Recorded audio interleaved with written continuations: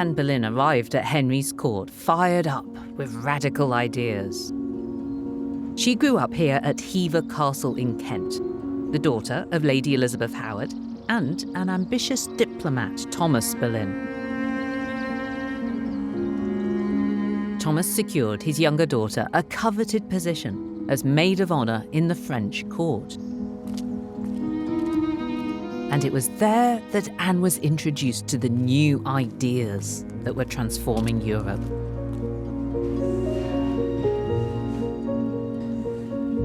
During those years, she came in contact with evangelical Protestants, people who were rethinking old verities, who were coming up with new ways of approaching everything, including faith. What were these perhaps contentious new religious ideas that Anne was picking up in France? A key one is the source of authority. So when you're making decisions about religious matters, who do you look to as the authority on that matter? Whether it's the Bible, Scripture, which is what these evangelicals were arguing, or whether you turn to the wisdom of the church. And followers of Luther said that actually the church was flawed, that the Pope was fallible. Do you think Henry would have taken these ideas about the authority of the Pope to heart if it hadn't been for Anne? I think Anne's pivotal because we know that Henry hates Luther. Anne obviously had a real hold on his heart and so could introduce ideas to him that other people couldn't possibly say. And is this something that's been downplayed by the people who see her as just a sex pot? I think that comes down to pretty misogynistic ways of seeing Henry VIII's wives in the past, actually, and that it's much easier if you can sort of boil them down to being a bit of skirt and not really anything more. And actually, with Anne, we do have something more. She is somebody who makes a massive difference in terms of English history. We could argue that Henry VIII would not have broken with the Roman Catholic Church if it weren't for Anne's influence. Anne was at court for several years before she turned the king's head. But when she did, Henry became besotted with her. They weren't lovers yet. Instead, in the private moments they had together, Anne took the opportunity to introduce Henry to a radical Protestant book. The book Anne's showing Henry is called The Obedience of a Christian Man by William Tyndale, the Protestant scholar. Now, this book is controversial. You might even call it seditious. Tyndale's seen as a heretic by the Catholic Church because his book implies that kings have lost their power to the Church. Anne's taken a serious risk smuggling this book out of France and into England, and then she's been bold enough to put it under Henry's nose. She's even marked a special passage for him to read. Kings, they are but shadows, vain names and things idle, having nothing to do in the world, but if our Holy Father needeth their help. This is a book that me and all kings should read.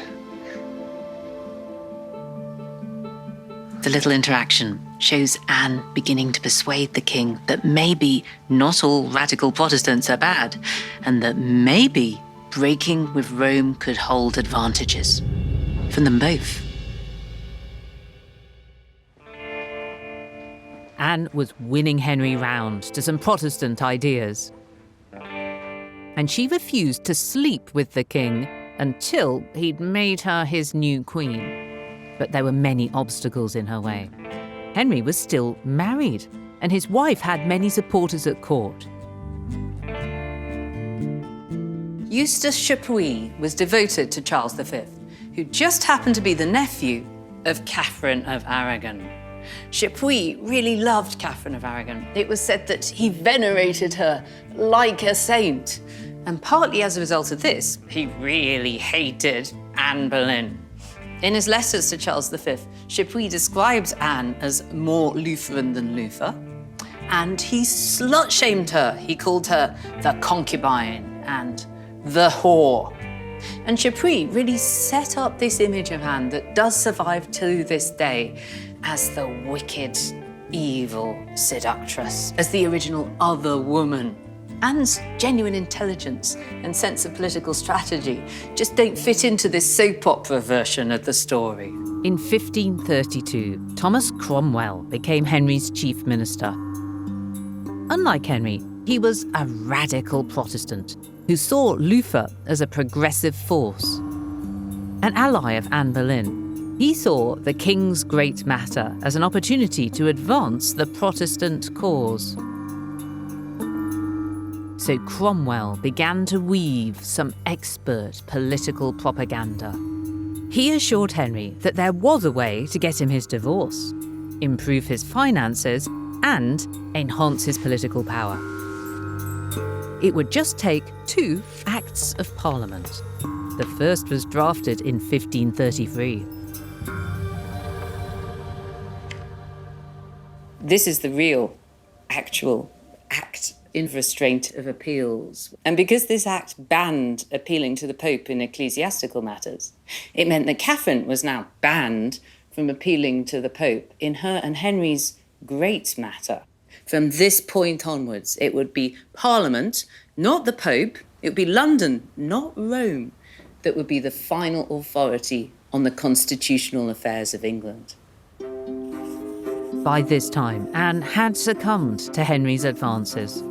And in January 1533, before the act had even been passed, Anne discovered she was pregnant.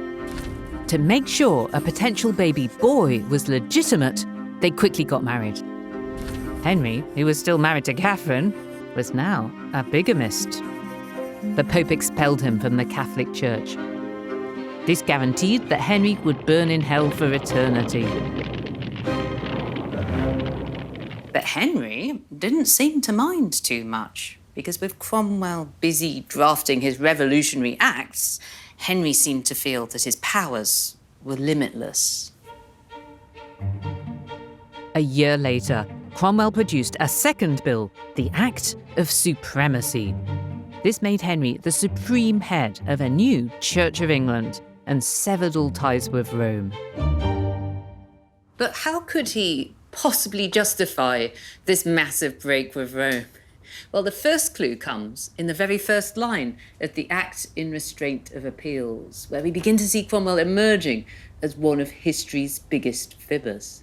It says, by diverse and sundry old authentic histories and chronicles, it's manifestly declared and expressed that this realm of England is an empire, governed by one supreme head and king having the dignity and royal estate of the imperial crown.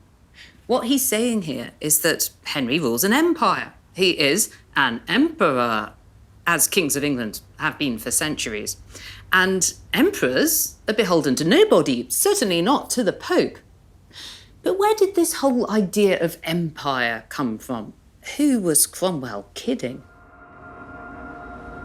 The truth is that Henry had no empire beyond the British Isles, apart from a precarious foothold in Calais that was increasingly expensive to defend from the French.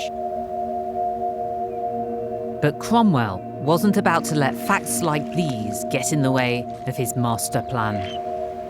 To justify the passage of power from Rome to London, he manipulated English history. This is the 12th century book that Cromwell used as his source and his justification. It's the history of the kings of Britain by a Welsh monk called Geoffrey of Monmouth. And in it, he takes the story of the kings of Britain right back to one of Britain's best-loved legends, King Arthur and the Knights of the Round Table. But this is really pseudo-history. It's more like a collection of fairy stories. But these fairy stories were the diverse and sundry old authentic histories and chronicles Cromwell was relying upon for his claim that England really was an empire. The Queen might be able to spin Philip's disastrous attempt to dethrone her into an English victory, but secretly she was a long way off winning the war with Spain. Peace and unity come to England as the Spanish ships are broken by the storm. But that's just another big fib, because it's not the end of the story of the Spanish Armada.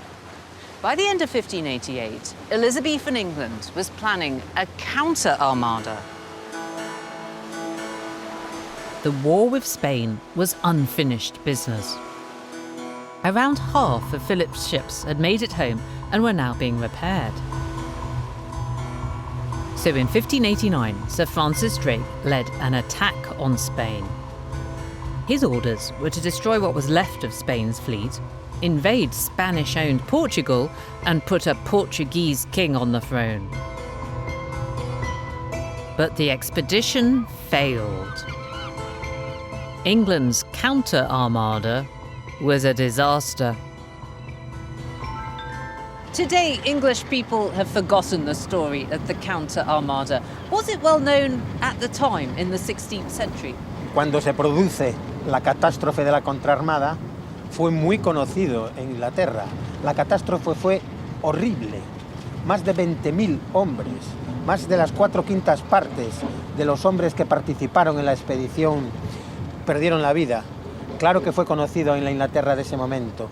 Sin embargo, ya ese verano de 1589, panfletos exculpatorios, propagandísticos, para ocultar la catástrofe ante los ojos de la opinión pública inglesa y de la opinión pública europea. The pamphlets downplayed the failure and denounced negative accounts of the expedition as malicious slander. Hay que saber que Inglaterra e Isabel I supieron manejar muy bien la propaganda, mucho mejor que Felipe II. Our propaganda was better, yes? Yeah, of course. Yeah. En aquella época, España era un imperio universal. El imperio inglés aún no había nacido. Que no se puede decir que Inglaterra ganó la guerra. No se puede decir que Inglaterra hundió a la Armada española. Estos son mitos creados para la forja de una identidad nacional, de un orgullo nacional. So we English people, we like to think that England beat Spain. We won, but it's not that simple, is it? No. De hecho, la Armada española volvió a España y fue reparada. La contraarmada inglesa el año siguiente sufrió una catástrofe que duplica la de la Armada española del año anterior. Y sobre eso se ha construido un relato nacionalista, mítico, inglés, totalmente intocable, sagrado. La contraarmada sería un estorbo para ese relato. La contraarmada ha desaparecido de los libros de historia ingleses por ese motivo. In November 1588, Queen Elizabeth I held a procession through London. This was her victory parade. The Queen made her way through the city to St. Paul's to give thanks. God and his chosen special monarch together had saved the day. They were the hero and the heroine at the heart of this narrative. But in reality, though, things weren't quite so heroic. Elizabeth's promise at Tilbury to reward her soldiers proved to be empty rhetoric. The war had drained Elizabeth's coffers. The sailors who fought for England were hit by disease and were still fighting for their wages. The Crown threatened prison for those slanderously suggesting that they hadn't been paid. William Cecil now rubbed salt into the wound. He said, well, if the soldiers die of illness, then at least the crown won't have to pay them. By the end of 1588, more than half of the men who'd fought in the Armada campaign were dead, and they were killed not by the Spanish, but by disease and starvation.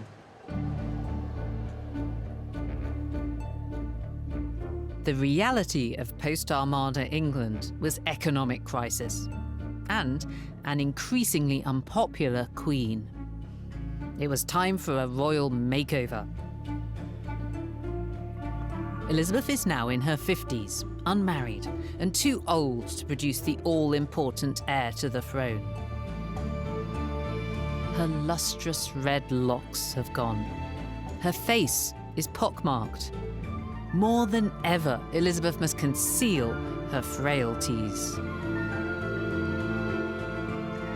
Elizabeth has to manufacture an image of eternal youth. She needs to present herself as something more than merely mortal. On goes the white lead makeup to cover up her smallpox scars, and a red wig to cover up her grey hair.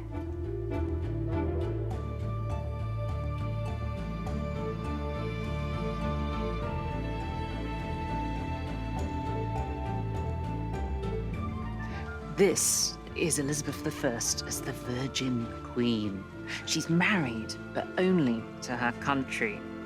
And this isn't just an image for her courtiers. Everyone in England will see this. It's like a Tudor profile pic. And the handle is Gloriana.